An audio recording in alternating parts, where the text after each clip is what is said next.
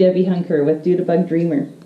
Thank you for coming back. Today I have another little, it's not really a hack actually, it's I've adapted it to a different pattern. I'm doing a little bit of a mashup here, but the tutorial is on finishing the inside pocket so that there's no raw edges showing on your zipper. So I guess what I would call a finished inside pocket. So what I'm working on, and the reason why I decided that this was a good time to do this video, is I'm just working on Blue Cala. This is the Blue Cala Patterns start of a bag that I'm working on. This is Snowdrop. This one is the large Snowdrop. So that's the bag that I'm working on. You'll see a little bit of this piece as well in the video. But I had some technical difficulties, so there's a couple of things that I just need to explain.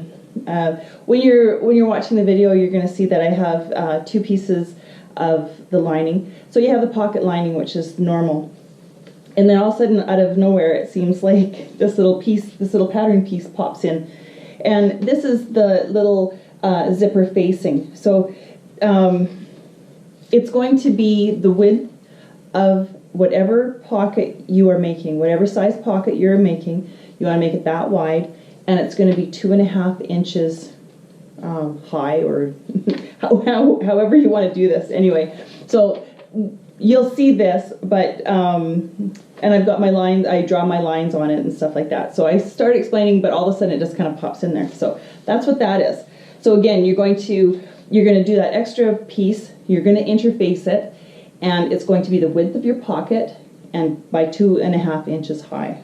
So this is the pattern that I'm doing. It's Blue Cala Snowdrop. But the technique that I'm using that I found was actually illustrated really, really well, for me anyway, in Celine's Clover. So this is again Blue Cala Patterns, and this is her Clover pattern. So all I did was I took a finished pocket. She explains everything very well in there. I was able to follow the directions really easily and just adapted it to suit what I needed to do in my Snowdrop. So that's what you're going to see. This is how it ends up. This is my lining piece. And oh, and also when I was editing, I noticed that when I was talking about how to position your zipper, I said, put this to the left, and I'm pointing to the right. So just know that that's a little oops I didn't see until later. So anyway, but yeah, we're going to end up with beautifully finished inside pocket. So with no raw edges of your zipper showing. So I hope you enjoy it, and I hope you find it helpful. And you guys are really great at letting me know if you have any questions, so I really appreciate that. Just wanted to let you know also that I have my website up and running. It's still a bit of a work in progress. I work on it when I have some time, but that's dudabug.ca. So, and then inside my website now, I have links to Blue Cala Patterns. I have my affiliate link to her website. I also have Emmeline bags, and as I get some more things that I really think that you guys should know about, that I believe in, that I find great value in, I'll keep posting them there. So I only have one entry in my blog, and I'm hoping that I'm going to be doing some more video blogging as well. So anyway, thank you again for joining me, and I hope you enjoy the video. So today I'm working on a custom, this is the Snowdrop by Blue Cala Patterns, and this is a custom order that I'm doing, and it's a good opportunity. I'm just going to be working on the lining today, and I thought, well, everybody's been asking about things like inside pockets and that kind of thing. I'm going to do the finished inside pocket, the one where there's no raw edge of your zipper showing on the inside of the pocket. So that's what I'm going to work on. Now, this can be used in any pattern. The method that I'm going to show you is anything that you want to do an inside pocket on and you want to do this method, even if it's not in the pattern, it still follows the same principles, maybe just different sizes. So, of course, if you're going to do the clematis, then you're going to use a smaller inside pocket. But I'm going to give you the dimensions of what I'm using, and it just needs to be adjusted to the size of purse that you're doing. Or if the pattern already has an inside pocket and you just want to do the finished version of it, you can certainly do that as well. So what I'm going to start off with is my two pieces of pocket lining. So this might be a little hard to see. I think it should be okay on my cutting mat here. Now, in addition to the two pattern pieces, we need one additional facing. So this one I have cut 2.5 inches wide, or high, I guess, and there we go. And it's the width of the lining. So whatever pocket you're doing, cut your facing the same width as the lining piece. Now, the second thing that we need to do in preparing all of this is we've got our two pieces of lining. We're going to cut 1 inch off the bottom edge of one of the pieces.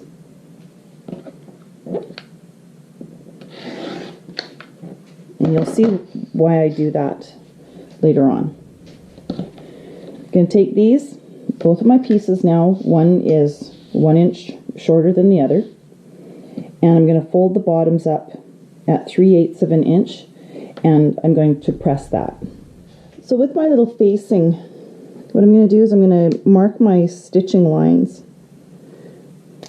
I'm going to just use a pen. It's not going to be seen anyway. So what I'm going to do is I'm measuring 1 inch in on both sides, which is going to leave me 1/2 inch. Get on the right line here. There we go. So I've got 1/2 inch left here, and I'm going to do the same thing on each end here. There. I can also draw in my center line, my cutting line, I guess, if you will. Just draw that in. You can draw your little diagonal lines if you want. I don't really worry about that too much. So we have that, and we have the two lining pieces with our 3/8 inch edge turned up, and we've trimmed off 1 inch off of one of these. So I'm just going to set that aside for the moment. So this is my pattern piece for my snowdrop. Now I'm going to go back for a moment. I'm going to go back to my instructions, and because what I'm going to be doing is I'm going to be placing this facing, and I need to know, normally I would have one of these facings, and I would center it and draw my lines on it. But because we're doing a different method, this additional little facing is what I need to be working with. Now, my pattern tells me that on the pocket piece, we want this little guide here, this stitching guide. They want it centered 1 inch from the top edge. Now, this is going to be individual to each pattern piece, or to each pattern, to each purse pattern. That's what I'm looking for. So in the snowdrop pattern, if I was going to do it the way that they wanted it done, then I would take my big facing piece, and they are asking that it be centered 1 inch down from the top edge. Now, what they consider the top edge is this corner to this corner. So really, it's here and 1 inch down. So I'm just going to slide my ruler down, And my inch mark is going to be on those edges there. So, and I'm going to move this over so that I'm going to be able to use my ruler to center this. So I'm going to go back and also, sorry, if I was using this piece, then the next step says to draw my first line an inch down from there. Well, we've drawn this an inch down, so it's going to be it's going to replace that. So as long as my ruler is sitting an inch down from that edge, I have an inch down here, and if that's what your pattern piece is calling for. So there I am. Now I've got this centered this way. And I can just pin this down and sew all the way around.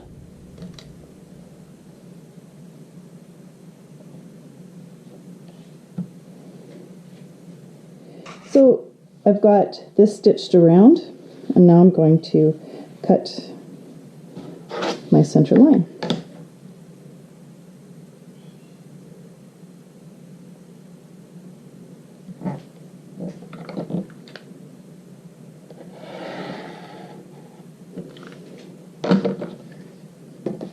Again, I don't try and start with my rotary cutter way down at the bottom and go all the way up at the top.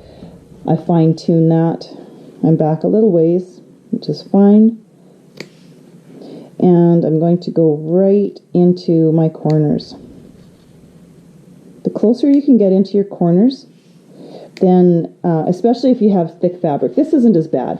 This is just lining fabric, so it's not, it turns quite nicely.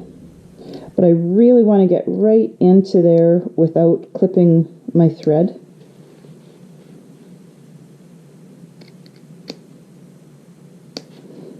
And it makes it look that much nicer when you turn this around.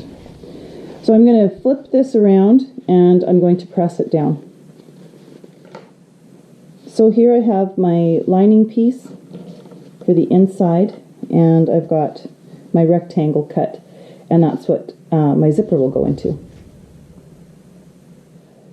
So I have my two lining pieces. The one that I want to be working with right now is the shorter one. So I'm going to set the longer one aside. I want my lining right side up, and my zipper as well, with my zipper pull up. I also want, now this is important, if you want your zippers to open from the left over to the right, we need to start off with our zipper over on the left. And this can be, it can be pinned on really anywhere. It doesn't, at this point, it doesn't matter where our zipper pull is. I buy my zippers. I found that the most cost-effective thing for me was to buy my number 3 zippers, which I prefer the smaller zippers for inside work. Number 5 is what I like for the outside. I've bought them in kind of in bulk from Picana, and that's in Calgary, Alberta. And I just cut them down to whatever I need. Very, very little difference, a few cents difference between going with shorter zippers or the 12-inch zippers. So this is about the longest that I would ever use, so I can just trim them down. So I'm going to just place this on here, and I'm going to pin it. Going to use a 1/4 inch seam allowance, and I'm just going to basically base this down. So this basted down on this edge. I'm going to just flip this over, and I'm just going to press this flat. So I have this, my zipper is in, and I've just pressed along here. Now my zipper is facing up again, and I have the wrong side of my lining.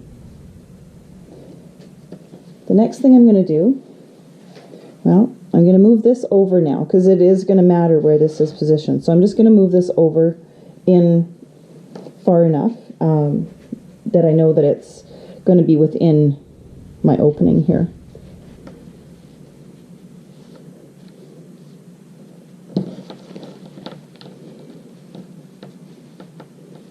This will take a little bit of positioning because I need to match my lining up with my facing. This being my facing, this being my lining.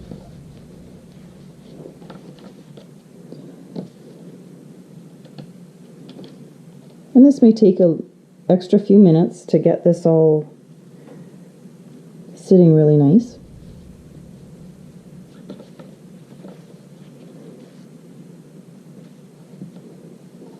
And you can do this however you want. You can use double-sided tape if that's easier to get things positioned. In this case, I can pin right through the back here.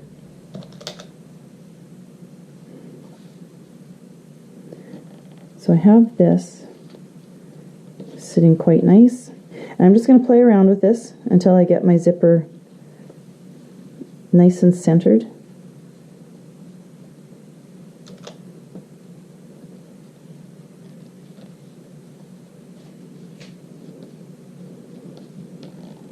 Close this for the moment.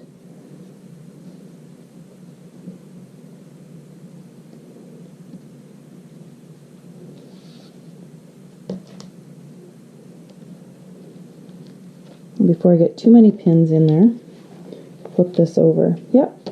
So what I'm looking at right now is, this is a little bit over. We're out so slightly, it's not even going to make any difference because it's not more than the seam allowance. So I'm centered this way. I can just keep pinning. Now, we are only, in this step, we are only concerned, with this bottom piece. And I'm going to show you why. Now, hopefully you can see my different colors here. Right now, the only stitching line that I'm concerned with is this red one. So this black represents the opening of where my zipper actually is. The only one that we're going to be doing right now is I'm going to be stitching this line, this red line, all the way from here to here. Now what we want to make sure we do is get all the way over here. I don't want to start lined up with my zipper edge. I want to go back. So if I'm doing an 1/8 inch seam allowance, I want to start back 1/8 of an inch from where my zipper opening starts. So I hope that makes sense. So we start back a little bit, go all the way across, because then in the next step, or in one of the steps to finish the zipper, we're going to start here, go up and across and down. But in this step, very important, only go from along the bottom, from here to here. So going back to my piece here, the reason why I'm not concerned at this point with the top here, I want to make sure that when I sew this down that everything's going to be even. But right now I'm only going to be going from, I'm going to go a little bit past. I'm not going to stitch this. I'm going to start a little bit past here and go all the way down just to where I'll be turning the corner. Where if I was going to be doing the whole thing, I want to go to where I would turn and go up and across. But again, I can't stress enough, we're only going to be going from this corner all the way across to the bottom, and then we're going to stop. I just have to show off my new baby. So this is my new Juki TL 2010Q. It's brand new to me. I've only done a little bit of sewing on it so far. I'm totally loving it. And I'm just going to give you a little demo on it. Or, well, I'm just going to sew. And you'll see it's so quiet. It just really quite amazes me. But very nice machine with it. I'm very happy with it so far. So anyway, you'll get to see me use that. So I'm gonna start. I'm gonna go back to my 1/8 of an inch on the other side of my opening, and then I'm gonna go all the way down. Now I could use my zipper foot on this, but this foot is pretty narrow, so I think I'll be all right with it. So I'm gonna go back.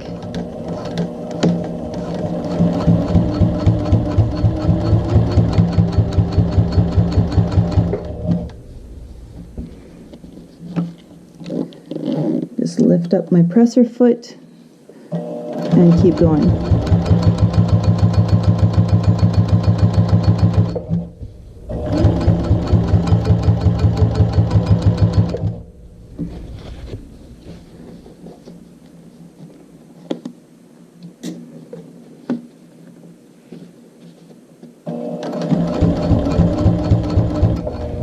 So once again, going just past.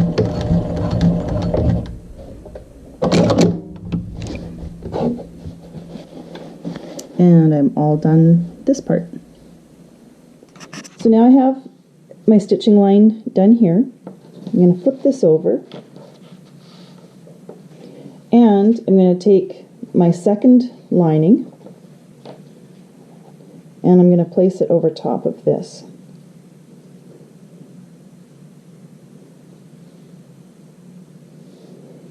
So I'm going to line up my bottoms, and I can pin that into place or clip it or whatever I want to do.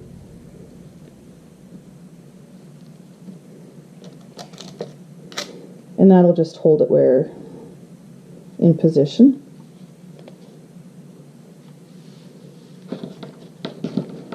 And I'm going to flip this over. So now as you can see, I have my lining back here. Now that's the one that I just pinned on. And my zipper, because things are still all loose, now my zipper goes over top of that, and then this. So I'm going to pin this down, and again, you could use your double-sided tape if you like using that method best. I'm going to pin this in place.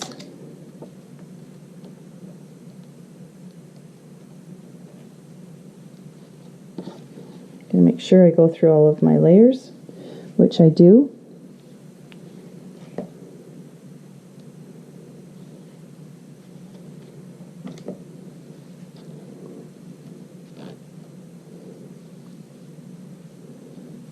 And I just close my zipper so that it lines up as straight as I can. But I can open that now if I want. Okay, so now what I'm going to do is I'm going to sew this up all the way across and back down. So there I have it. Now I've gone up all the way across and down. So my zipper is sewn completely in. Now I haven't sewn the pocket itself properly, but here, if you can see that, I've got a finished edge on the inside on both sides. So I think that looks pretty nice. So for people that it's important that they have that finished pocket, you don't want any raw edges. Depending on the style of purse, with a clematis, I wouldn't be too worried about it. That's just me personally. But maybe with higher end purses, you really want that finished look. So this is what would do that. So yeah, so there you have that and that. Now to finish this up, I'm going to flip this over. Now I'm going to just go ahead, I'm going to pull this back a little bit, and I'm going to trim off my zippers.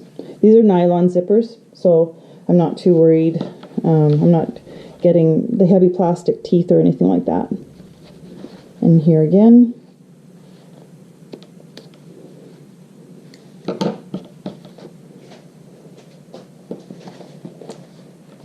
So we're all finished. Now I've got my zipper ends. Now I need to close this up, so I need to close up these sides. This is my facing, that little one, but this is actually going to form This is going to be the inside of the pocket. So there you have the zipper. Now I don't want to close up the bottom here because this is how I'm going to berth the handbag. So I want to leave that open. That's also why these were pressed back. So it makes it easier later on to sew this shut.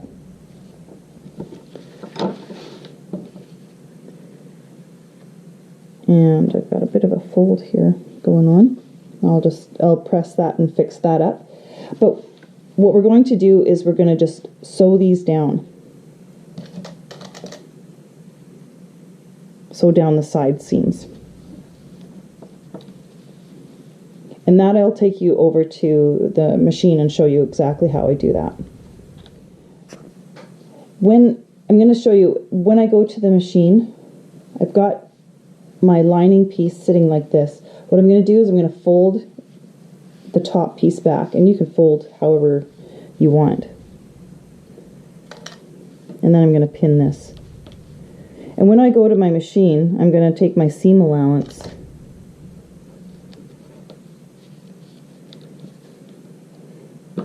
and this is an inch, approximately an inch. I'm going to get as close as I can actually here, and I'm just going to take all of this all the way down. Even if there's, you know, 1/8 of an inch or so, it's not going to hurt anything. You don't have to get right up against this edge, but get nice and close.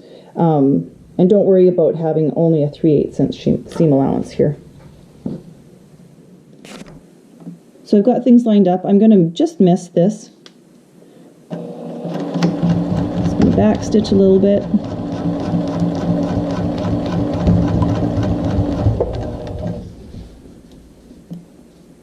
Just missed that, and away you go. And I'm not worried if this isn't lined up just quite exactly right, because it's just, we're going to trim that off anyway.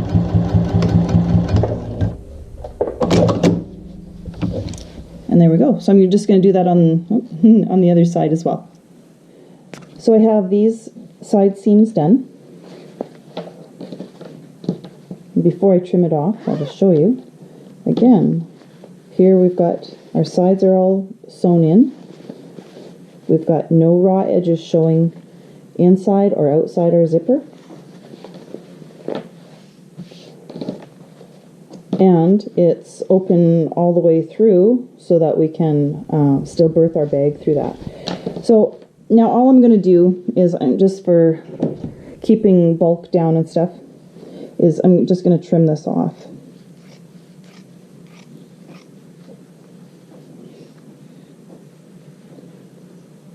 Here again, really trimming the zipper a little bit more.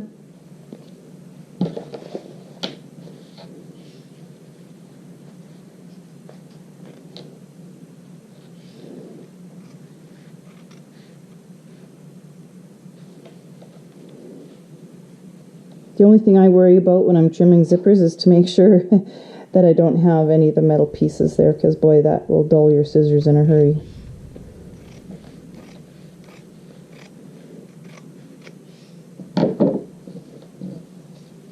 So there I go. Okay, so that is my demo on how to do the finished zipper. And you can continue on with whatever bag it is that you're making.